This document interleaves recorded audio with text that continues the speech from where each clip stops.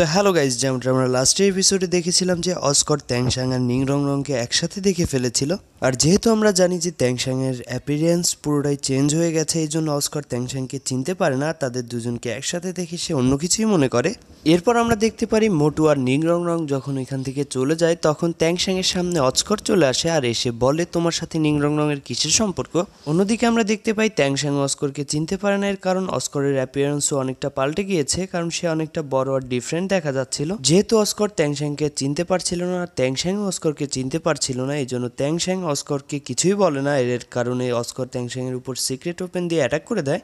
এখানে দুজনের মধ্যে আইকনিক লেভেলের ফাইট হচ্ছিল। এখানে আমরা অস্করের পাওয়ার সম্বন্ধে আন্দাজ লাগাইতে পারি যে ত্যাংশাং এর সাথে এত ভালো মতো ফাইট করছিল। এরপর আমরা দেখতে পাই ত্যাংশাং ফাইটটি জেতার জন্য তার মার্ডারাস অরাকে চারিদিকে ফেলে দেয়, আর এর কারণে অস্করের সাথে তার ফাইটটি আরো বেশি জমে যেতে থাকে। অন্যদিকে অস্করকে আমরা দেখতে পাই যে তার মার্শাল সোলটিকে অ্যাক্টিভেট করে ফেলার, সেও তার পুরো পাওয়ার দিয়ে লড়াই করতে থাকে। এরপর আমরা দেখতে পাই ত্যাংশাং তার মার্শাল সোলটিকে বাইরে বের করে নেয় এবং তার ব্লু সিলভার প্লান্ট দিয়ে অস্করের উপর অ্যাটাক করে। আর যখনই অস্করের উপর অ্যাটাক করে অস্কর সেগুলোকে ডস করছিল।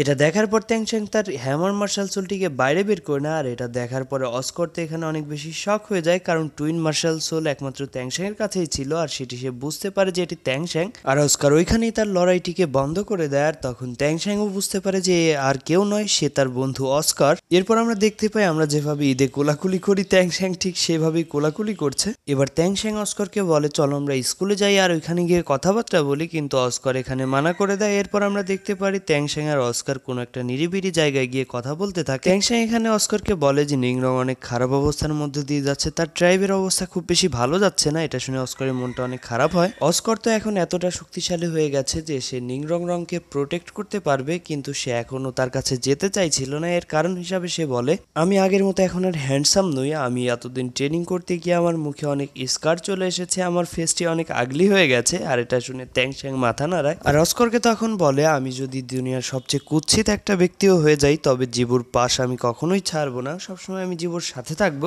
ত্যাংশাং এর পরে জিবুর স্টোরিতে অস্করকে শোনাতে থাকে আর তাকে বলে যে কিভাবে জিবুর সাথে খারাপ সবকিছু হয়েছে, মার্শাল সোল হল তাকে প্রায় মেরেই ফেলেছিল। এইসব স্টোরি শোনার পর অস্কর মন থেকে অনেক কষ্ট পায়।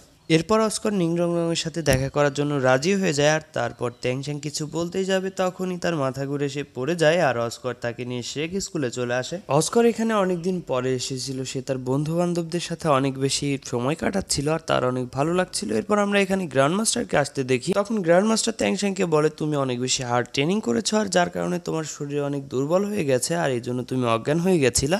গ্র্যান্ড মাস্টার এখানে ত্যাংশাংকে আরো বলে তুমি একটি নতুন সোলবোর্ন পেয়েছো, যেটিকে তুমি এখনো ভালোভাবে কন্ট্রোল করতে পারছো না। আর সেটি দেখার পর গ্র্যান্ড মাস্টার বলে যে তুমি একটি অনেক খাস স্কিল পেতে চলেছো, আর সেই স্কিলের নাম হলো ফিউজন বোন স্কিল। আর এটির ব্যাপারে আমরা নেক্সট এপিসোডগুলোতে খুব ভালোভাবে জানতে পারবো, এখন আমাদের না জানলেও চলবে, তবে এটি অনেক পাওয়ারফুল একটি স্কিল। আর শুধুমাত্র এটা জেনে রাখো যে এই স্কিলটি পাওয়া অনেক কঠিন বিষয়, শুধুমাত্র একজনের কাছে এই স্কিলটি রয়েছে আর যে হলো বিবিদং। আর বুঝতেই তো পারছেন বিবিদং কতটা বেশি পাওয়ারফুল।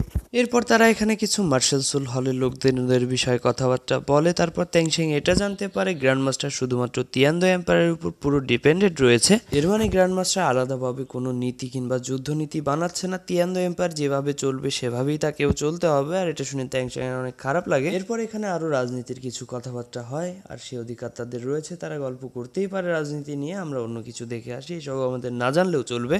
এরপর আমরা দেখতে পারি ত্যাংশাং গ্র্যান্ড মাস্টারকে বলে যে আমাদের আবার ভালো মতো ট্রেনিং করতে হবে, আর যার জন্য আমি নতুন একটি সেক্ট তৈরি করছি যার নাম হলো ট্যাং সেক্ট, আর সেটার মধ্যে আমার সব বন্ধুরা থাকবে, আর এর জন্য যত সব রিসোর্সেস লাগবে সেগুলোর ব্যবস্থা কিভাবে করা যায় এটি নিয়ে সেই গ্র্যান্ড মাস্টারের সাথে পরামর্শ করতে চায়।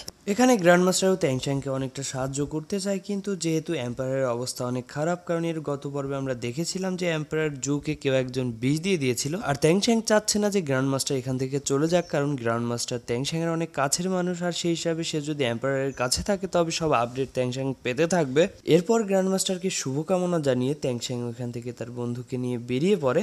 এরা দুজন তো বাইরে আসছিলই, তখনই তারা দেখতে পায় যে সামনে দিয়ে নিং রং রং আর ওর বাবা আসছে, আর তখনই অস্কর তার ফেসটিকে ঢেকে ফেলে, কিন্তু তখন ত্যাংশাং তাকে সাহস দেয়, যে কারণে অস্কর বুকে অনেকটা সাহস ভরে নিয়ে তার সামনে গিয়ে দাঁড়ায় আর তার ফেস দেখা, আর এরই সাথে নিং রং রং অনেক কান্না করতে থাকে আর অস্করকে জড়িয়ে ধরে। শালা আমরা জীবনে কি করলাম? যাই হোক, জড়ায় ধরতেই পারে, সে অধিকার তাদের রয়েছে। আমরা সামনে এগিয়ে যাই।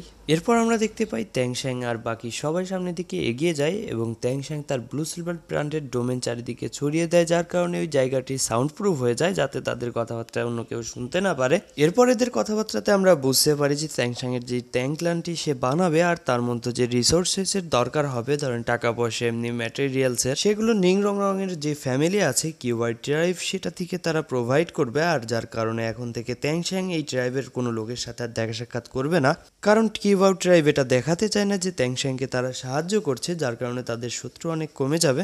এখানে যাই হোক, আমরা রাজনীতির ভাষা বুঝি না, কিন্তু প্রেমের ভাষা আমরা ঠিকই বুঝি। চলুন একটু প্রেম কাহিনী দেখে আসা যাক, যেখানে তারা দুজন খুবই মিষ্টি মিষ্টি কথা বলছিল, আর যেটি দেখে অবশ্যই আমার মতো সিঙ্গেলদের অনেক জ্বলছিল। এখানে নিং রং রং অস্কারকে বলে, তুমি 5 বছর আগে আমাকে ছেড়ে চলে গেছিলে, আর যখন ফিরে এলে তখনও তুমি আমার সামনে আসতে চাচ্ছিলে না। তুমি এটা শুনে রাখো, তুমি যদি পৃথিবীর সবচেয়ে কুৎসিত ব্যক্তিও হও, তবে আমি তোমাকেই ভালোবাসবো। এক কথায় বলতে গেলে এই কাহিনীটা আপনার মতো সিঙ্গেল মানুষের জন্য একদমই নাই। এজন্য আমরা এটা স্কিপ করে পরবর্তী ঘটনাতে চলে যাব। এর পরের সিনে আমরা চিফ নিংকে দেখতে পাই, যে অস্করকে ডাকে আর তার উপর অনেক রাগ করে, কারণ সে 5 বছর আগে এমনিতেই নাকি চলে গিয়েছিল তাদেরকে ছেড়ে। তাদের মেয়ের জন্য তারা রুলসকে চেঞ্জও করতে পারতো। ভাই, একেই বলে কাটা গায়ের উপর লবণের সেটা। যখন অস্কর বাইরে গেছিল তখন এরাই কিন্তু মনে মনে অনেক কি করছিল, না ওরে পাওয়ারফুল হইতে হবে, নাইলে আমাদের মেয়ে কেমনে দিব। আর এখন সেই কইতেছে তুমি কেন গেছিলা, শালার দোগলা পান কাহিকা। যাই হোক, এটা যার যার ইন্টারেস্টের কথা। এখন জামাই সরকারি চাকরি করে, সেরকম হয়ে গেছে। এরপর আমরা দেখতে পারি সেনাপতির সামনে আসার অস্করকে বলে, তুমি কতটা পাওয়ারফুল হয়েছো, তুমি কি এখন নিরঙ্গকে প্রোটেক্ট করার যোগ্য হয়েছে কিনা সেটা আমরা দেখতে চাই। আর এটা শুনে তো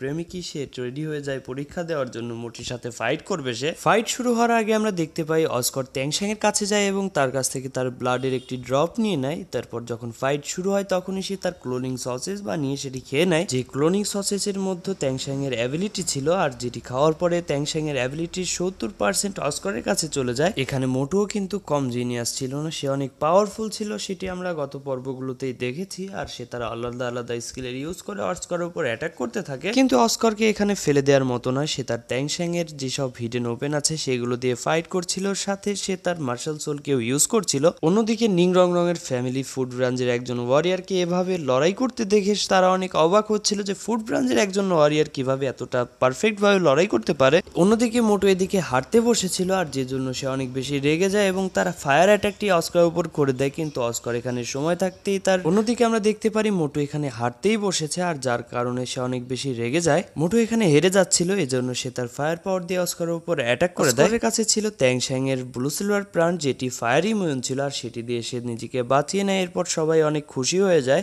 আর ট্যাংশ্যাং অন্যদিকে মোটোকে বলে, তোমার এত বড় পাওয়ারফুল একটি অ্যাটাক করা উচিত হয়নি। এর কারণ হলো অস্কর আমাদের কোনো শত্রু নয়, আমাদের বন্ধু ছিল। তখন মোটো এই কথাটা বুঝতে পারে। এরপর আমরা নিং রং রঙের বাবাকে দেখতে পারি, তারা অনেক খুশি ছিল, কিন্তু তখন সে অস্করকে বলে, আমাদের একটা শর্ত রয়েছে, যেটি হলো তোমাকে বিয়ের পরে নিং রং রঙের সাথে আমাদের ট্রাইবেই থাকতে হবে। আর যেটি শোনার পর অস্কর এখানে অনেক মন খারাপ করে। এর কারণ হলো ট্যাংশ্যাং যে সেক্টটি বানাচ্ছে ট্যাংশ্যাং এর সাথে সে থাকতে চাচ্ছিল, কারণ ট্যাংশ্যাং এর তার অনেক প্রয়োজন ছিল। এরপর অস্কর মনে পাথর রেখে নিং রং রঙের বাবাকে বলে, আমি সারা জীবন এই ট্রাইবে থাকতে পারবো না, আমার বন্ধুর সাথে আমাকে থাকতে হবে, আমার বন্ধুর অনেক প্রয়োজন রয়েছে আমার। আর নিং রং রঙের বাবা যখন তাদের এই বন্ধুত্ব দেখে তখন সে আরো বেশি ইমপ্রেস হয়ে যায়। সে বুঝে যায় যে তার মেয়ে সারা জীবন অস্করের সাথে অনেক সুখে থাকবে, আর সে তখন ওই জায়গা থেকে চলে যায়। মানে অস্করদের সম্পর্ক তারা মেনে নিয়েছে। এরই সাথে আজকের এপিসোড এখানেই শেষ হয়ে যায়। আমাকে মাফ করে দিবেন, কি জন্য সেটি আর বললাম না।